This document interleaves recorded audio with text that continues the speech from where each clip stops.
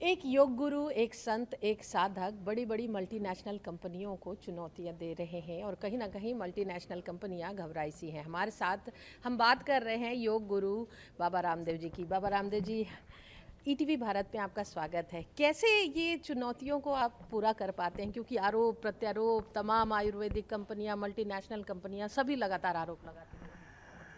मैं गुरुकुल में पढ़ा हूँ अनामिका जी, और गुरुकुलीय परंपरा को वर्तमान में प्रतिष्ठापित करने वाले स्वामी श्रद्धांजलि ने एक बात कही, जब तक दम में दम है वेदम नहीं होना चाहिए। बिना किसी के विरोध की परवाह किए चरई वेती अपने लक्ष्य की ओर आगे बढ़ते रहना चाहिए।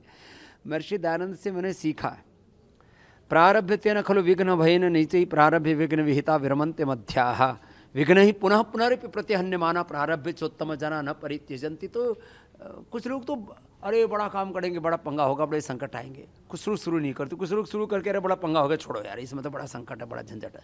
तो हमने तो संकल्प लिया हुआ, हम पैदा हुए हैं संघर्षों के बीच में, और आजीवन जो भी संघर्ष हैं, चुनौतियाँ, उसमें अपने स्वधर्म में, अपने सनातन धर्म, अपने सेवा धर्म, अपने राष्ट्र धर्म में हमें जीना है। तो क्या क्या है, और जिसके जीवन में संघर्ष नहीं होती उसका जीवन कोई जीवन है, मुर्दों की तरह जीते। तो हमने तो शौर्य और वीरता के गीत ही नहीं गाए, शौर्य वीरता के साथ जीवन को जिया। और अभी भी एक ही ध्येय है कि अपने लिए कुछ नहीं चाहिए, लेकिन भगवान ने जो ज्ञान दे रखा है, जो संवेदनाएं दे रखी, जो सामर्थ्य दे रखा है, पूर्ण विवेक से, पूर्ण श्रद्धा से, पूर्ण पराक्रम से, पूर्ण परमार्थ की भावना से, निकाम अकाम रह करके हमें कुछ बड़े प्रतिमान घड़ने, वो घड़े जा रहे हैं। और लोगों के लिए एक प्रेरणा बना आज पतंजलि कि कहाँ एक सन्यासी जिसके पास एक कौड़ी नहीं थी, पूज्य आचार्य बालकृष्ण जी और स्वामी रामदेव, हमने जब ये अभियान शुरू किया कनखल हरिद्वार से, उस समय भी आप सब लोग 30 साल पहले थोड़े कम मिलते थे, 20-25 सालों से ज़्यादा मिलने लगे। आप लोगों ने देखा है पूरे सफ़र को, कितने सामाजिक, आर्थिक, राजनीतिक विरोध, झंझावात, आंधी तूफानों के बीच में हम यहाँ तक पहुँचे। अभी तो वो बादल काफ़ी छट गए, क्योंकि सबने देख लिया भाई, जैसे हो ना वो जब आकाश की ओर वो सैटेलाइट छोड़ते हैं ना, तो एक परिधि से जाकर के फिर ऊपर ऊपर उठता है। तो अब तो हमारा सैटेलाइट ऊपर पहुंच गया है लेकिन ये ज़रूर है, कुछ लोग अभी भी टांग खिंचाई तो करते ही हैं, उसकी हम परवाह भी नहीं करते। हमने एक तय किया हुआ कि आत्मा में जो परमात्मा की प्रेरणा है, गुरु आज्ञा, शास्त्र आज्ञा, वेद आज्ञा के खिलाफ नहीं चलना। जो भगवान ने हमें उत्तरदायित्व दिया है उसको पूरे प्रामाणिकता से निभाना है। और अभी तो हमारी उम्र आधी भी नहीं हुई है। योग, अगर तो योग 100 साल से ज़्यादा कुछ और नए इतिहास गढ़ेंगे और भारत को विश्व की सबसे बड़े आर्थिक, आध्यात्मिक, सामाजिक, सामरिक महाशक्ति बनाएंगे। जाहिर सी बात है, ऐसा ही हो। हम भी आपको शुभकामनाएं देते हैं। योग की बात जब भारत में आती है तो आज की डेट में अगर बात की जाए तो 5 साल का बच्चा भी योग के नाम पर बाबा रामदेव का नाम लेता है। आज आपने कुछ ऐसे प्रोडक्ट भी लॉन्च किए जिसमें लोग जिम जाएंगे लेकिन प्रोटीन खाएंगे बाबा रामदेव की तो अब ये chemical based, animal based, synthetic चीज़ें खा खा करके लोगों के लीवर, किडनी, हार्ट फेल हो रहे थे, लोग मरे जा रहे थे। तो हमने 100% natural vitamin D, B12, calcium, iron, omega, whey protein, और जो है ये सारी की सारी ना एक बड़ी श्रृंखला है, जिसमें आइसोवेदा 80 से लेकर के 90% तक एक्टिव प्रोटीन है इसके अंदर। लेकिन वो केमिकल बेस्ड नहीं है, वो पशुओं की हिंसा करके और किसी प्रकार के सिंथेटिक चीज़ों से नहीं बनाएगा। नेचुरल, बायो फर्मेंटेड, ऑर्गेनिक चीज़ें हैं। और मैं तो कहता हूँ वैसे ये ना भी खाओ, अपना दंड बैठक लगाओ, दौड़ लगाओ, दाल रोटी खाओ, घी खाओ, दूध पियो। और जिसको आप पास अपने घर में दूध नहीं है, घी नहीं है, तो पतंजलि का ले आओ। बाबा जी, हार्ट अटैक की घटनाएं काफ़ी बढ़ी है, ख़ास तौर पर जब कोरोना का दौर ख़त्म हुआ है उसके बाद से कई बातें निकलकर सामने आ रही हैं। क्या इन तमाम चीज़ों के बचाव के लिए भी आप कुछ ऐसा लाने की? देखिए, मैं इस बार का योग दिवस का हमने थीम ही रखा है, योगा फॉर ऑल, युग के लिए योग।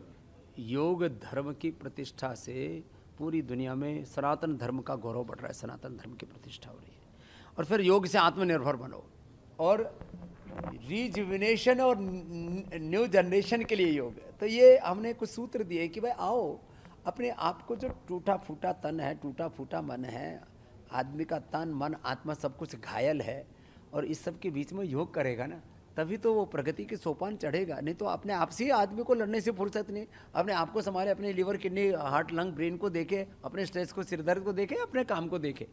तो मैं कहता हूँ अपनी चिंता योग पर छोड़ो, बाकी अपना सारा सामर्थ्य अपने काम में लगाओ, और कामयाबी पाओ।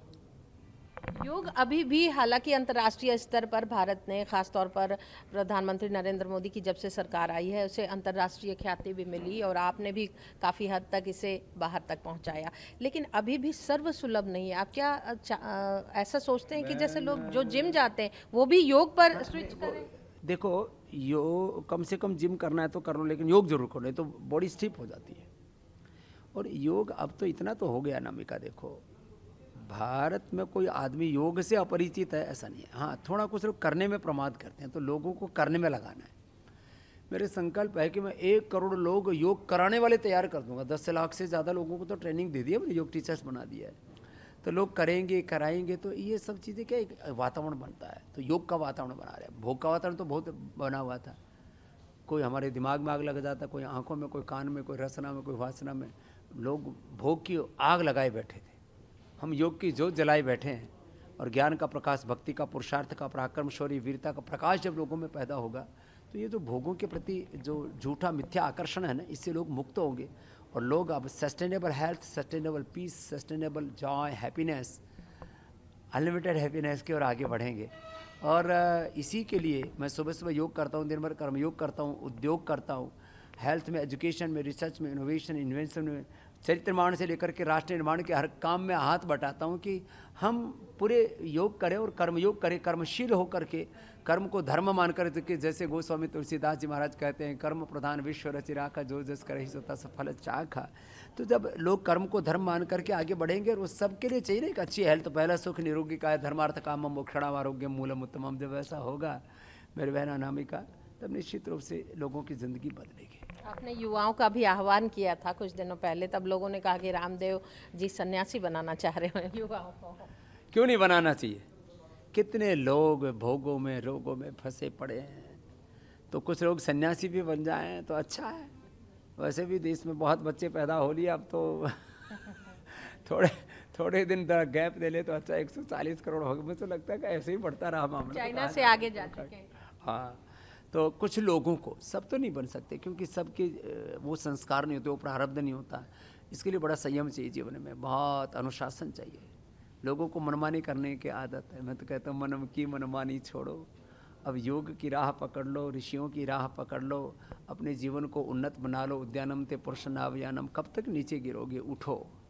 क्या आप मानते हैं कि सरकार को जनसंख्या नियंत्रण कानून अब लाना चाहिए? लाना चाहिए। कितना और बड़ा हो गया, सड़क लिमिटेड है, ज़मीन लिमिटेड है, हॉस्पिटल लिमिटेड है, एयरपोर्ट सब, रेलवे सब तो लिमिटेड होगा ना। तो अनलिमिटेड पॉपुलेशन से लिमिटेड रिसोर्सेज के द्वारा आप आगे नहीं बढ़ सकते। इसलिए एक सीमा पर आकर के रोक लगनी चाहिए, और सबके लिए। हिंदू मुसलमान वाला मैटर नहीं है, this is not a political issue, ये विशुद्ध रूप से एक राष्ट्रीय मुद्दा है। उत्तराखंड में इसकी शुरुआत हो चुकी है, क्या अब भारत में भी? जनसंख्या नियंत्रण की बात हो, धर्मांतरण के खिलाफ कानून बनाने की बात हो, अब तो लव जिहाद के खिलाफ भी, समान नागरिक संहिता के ऊपर भी उत्तराखंड में अच्छा काम कर रहे हैं धामी जी, और बड़े एनर्जेटिक हैं। शुभकामनाएं हमारी। लव जिहाद के कई मामले बढ़े, कई ऐसे जघन्य हत्याएं हुई। आपने पहले भी कई बार युवाओं को इन बातों को के लिए चेतावनी दी थी। देखिए, लव का जिहाद से कोई लेना देना नहीं, लेकिन क्या करते हैं कुछ लोग कलाव पहन लेते हैं, नकली नाम रख लेते हैं, और फिर हिंदू लड़कियों को फंसा लेते हैं, और बाद में कहते हैं यदि इस्लाम कबूल नहीं करोगे तो काट देंगे। देखा ना उसका, 50-50, 100-100 जिस्म के टुकड़े कर देते, कुत्तों को खिला देते। क्या हैवानियत है ये, तो बर्बरता की पराकाष्ठा है। ये तो बहुत बड़ा जघन्य अपराध है। ऐसे लोगों को तो सरेआम जो है ना, चौराहों पर मौत की सज़ा देनी चाहिए। जो भी एक व्यवस्था बनानी चाहिए, खूब पैदा होने चाहिए ऐसे लोगों के दिलों में, जैसे माँ बहन बेटियों के साथ क्रूरता करते हैं। लेकिन विपक्ष कर रहा है भारत में लोकतंत्र की कमी है, खास तौर पर राहुल गांधी कह रहे हैं कि लोकतंत्र की हत्या हो रही है, बोलने नहीं दिया। अब किसकी हत्या हो रही है, कि गौ हत्या हो रही है, कि कन्या हत्या हो रही है, कि हिंदुओं की हत्या हो रही है, कि मुसलमानों की हो रही है, तो देश जानता है। देखो, मैं तो इतनी बात कहता हूँ, पक्ष विपक्ष में हम नहीं पढ़ना चाहते। हम तो एक ही बात कहते हैं, सब मिलजुल करके देश अच्छा कैसे बने, देश का चरित्र निर्माण कैसे और राष्ट्र निर्माण के क्या मुद्दे हैं, इस पर सहमति बननी चाहिए। और देश में सब लोग मिलजुल करके रहे, ये तो हम चाहते हैं। देखो, किसी भी प्रकार का कोई मजहबी उन्माद नहीं होना चाहिए, जीवन में प्रमाद नहीं होना चाहिए, और किसी से बैर तो कतई नहीं होना चाहिए। वेद कहता है मित्र से चक्षुषा सर्वाणी भूतानि समीक्षन्ताम। गोस्वामी तुलसीदास जी महाराज जी कहते हैं, सब नर करें परस्पर प्रीति, चले स्वधर्म निरत श्रुति नीति। किसी भी प्रकार का आपस में सनातनी संस्कृति के नाम पर तनातनी करना ये तो ठीक नहीं है। और पॉलिटिक्स के नाम पर एक दूसरे को बांटना, ये जिसको मैं कहता हूँ राजनीतिक उन्माद या मजहबी उन्माद पैदा करना, ये जो ऐसा कर रहे हैं वो ठीक नहीं है, कोई भी करे। एक आखिरी सवाल बाबा जी, 2024 का चुनाव आ रहा है, कई राज्यों में भी चुनाव है और अभी तमाम बाबा हैं जिनके अपने जनाधार हैं, लेकिन आपकी फ़ैन फॉलोइंग युवाओं में या किसी भी उम्र के लोगों में एक बहुत बड़ी है, तमाम लोगों से लोग अप्रोच करते हैं। तो 2024 में आपके पास भी तो ऐसे प्रेशर होंगे कि किस राजनीतिक पार्टियों को लेकर आगे बढ़ना है क्या? जो सनातन धर्म के साथ है, जो राष्ट्र धर्म के साथ है, जो पूरी ईमानदारी से, अच्छी नीयत से, अच्छी नीतियों के साथ देश को अच्छा नेतृत्व देना चाहता है, हम उसके साथ हैं। हम किसी के गुलाम नहीं, ना किसी के चाटुकार, हम बाबा लोग हैं। हमको क्या चाहिए? हमको ना एमएलए बनना, ना सीएम, ना पीएम, हमको तो देश बनाना है। तो दो देश बनाने वाले हैं, उसको सबको वोट देना चाहिए, सबको सपोर्ट करना चाहिए। धन्यवाद ईटीवी भारत से बात करने के लिए। तो ये थे योग गुरु बाबा रामदेव, जिनका कहना है कि वो पार्टी पॉलिटिक्स से ऊपर उठकर हैं, वो समाज में एक पॉजिटिव संदेश देना चाहते हैं और वो किसी पार्टी से जुड़े या समर्थन नहीं करते। ईटीवी भारत के लिए कैमरामैन संजय के साथ अनामिका रत्ना।